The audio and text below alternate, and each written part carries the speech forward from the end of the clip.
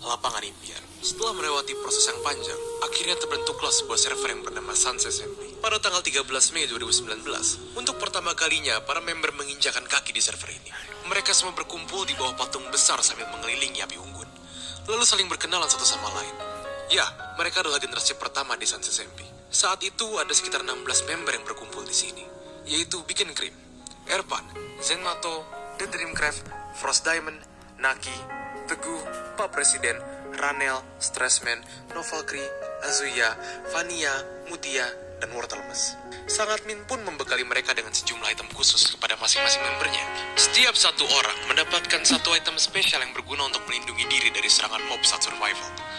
Item-item ini berupa wortel ajaib, diamond ajaib, pil ajaib, koin ajaib, dan lain-lain. Tidak lupa juga, sang admin memberikan sejumlah uang untuk kebutuhan awal mereka nanti. Di sini para member harus melawan Thor demi mendapatkan item ter-OP di saat itu. Memberikan buff effect speed di saat menggunakannya di tangan. Dan Mjolnir yang tidak akan bisa hancur. Dan orang yang pertama kali berhasil mengalahkan Thor ialah Naki. Awal mula kehidupan. Keesokan harinya, para member pun mulai melangkah keluar dari lobi dan menjalankan survivalnya. Masing-masing mulai mencari tempat yang paling nyaman bagi mereka untuk ditinggali. The Dreamcraft, Naki, dan Wortelmes memilih untuk tinggal di daerah perbukitan. Mevels di pinggiran rawa-rawa. Beacon Cream dan Zenmato di daerah kutub yang dingin. Erpan berada di atas gunung. Begitu juga yang lainnya tinggal berdekatan di daerah dataran rendah. Lalu, apakah kalian tahu siapa yang pertama kali membangun rumah di Sans SMP? Yap, bukan lain dan tidak bukan. Dia adalah Naki, si serigala. Rumah Naki pun menjadi rumah pertama yang dibangun di server ini. Bahkan sebelum member lainnya merasa siap, tiba-tiba rumahnya sudah berdiri saja. Sangat mengejutkan. Tapi ternyata Naki tidak tinggal seorang diri di sana. Beberapa member lainnya juga membangun rumah di dekatnya, seperti The Dreamcraft, Wortelmes, dan Plynatic. Sehingga mereka seolah-olah membentuk sebuah desa. Ya, inilah desa yang kita kenal sebagai desa terkutuk. Tapi saat itu belum punya nama.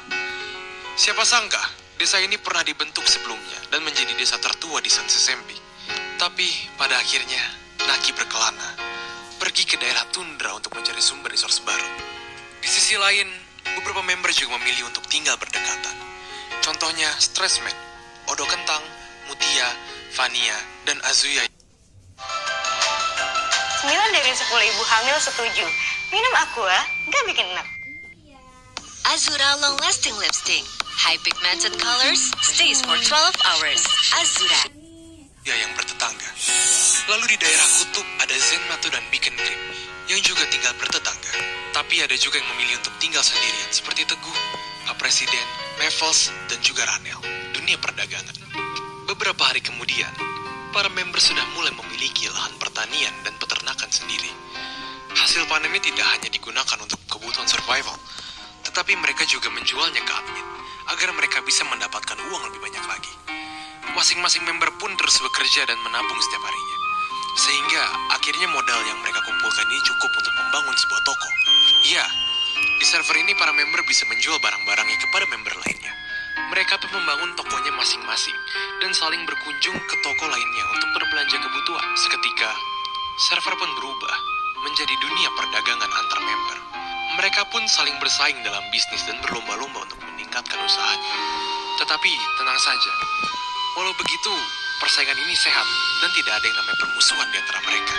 Beberapa toko yang dibangun di sini adalah toko Mevels, toko Disney milik Teguh Sugianto, toko Sarang Setan milik Stressman dan Odo Kentang, toko Bude milik Bubu dan Vania, Mall Cream Team milik Beacon Cream di daerah Gurun, toko Zenmato yang letaknya di atas menara tinggi, toko Dream dan toko Wortel di dekat rawa-rawa, dan juga pasar swalayan Indomaret milik Emon dan Novalkyrie. Mereka semua sangat bahagia dengan bisnis perdagangan ini. Oke, sebelum kita lanjut ke part 4, Febri mau jelasin sesuatu nih. Hai guys, buat kalian yang suka cari kesibukan lain, gue punya rekomendasi nih buat kalian. Sebuah aplikasi baru yang bisa bantu gue untuk mendapatkan income tambahan, yaitu Binomo. Binomo adalah sebuah aplikasi investasi. Nah, gue sudah investasi di Binomo kurang lebih 5 bulan, dan sekarang gue menunjukin bagaimana cara menggunakan aplikasinya.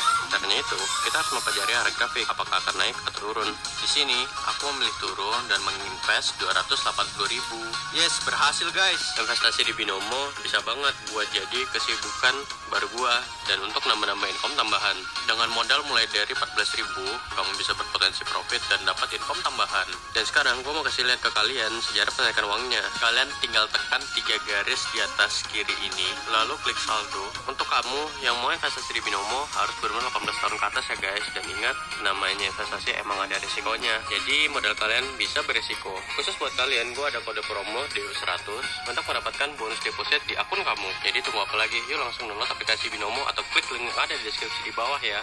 Pembangunan taman hiburan bukan hanya toko saja, tetapi beberapa member sampai membangun sarana hiburan di dekat rumahnya.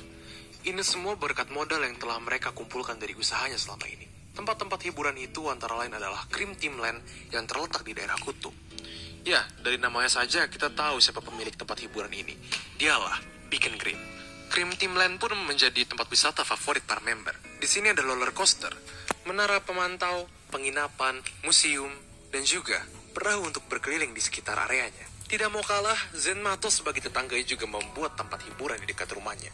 Namun bedanya, tempat ini berupa indoor atau di dalam ruangan. Tempat itu diberi nama Zen Mato Studio. Di dalam Zen Mato Studio ada banyak permainan, seperti golf, panahan, roller coaster, perang bajak laut, dan juga hoki. Agak berbeda dengan yang lainnya, karena para member yang datang ke sini diwajibkan untuk membeli tiket masuk terlebih dahulu agar aman. Di tempat lain, ada Teguh Land, yang juga memiliki banyak permainan. Di sana ada pacuan kuda, roller coaster, rumah hantu, dan juga salah satu yang terkenal yaitu Pac-Man. Tidak jauh dari sana, ada tempat yang bertema horor buatan Odo.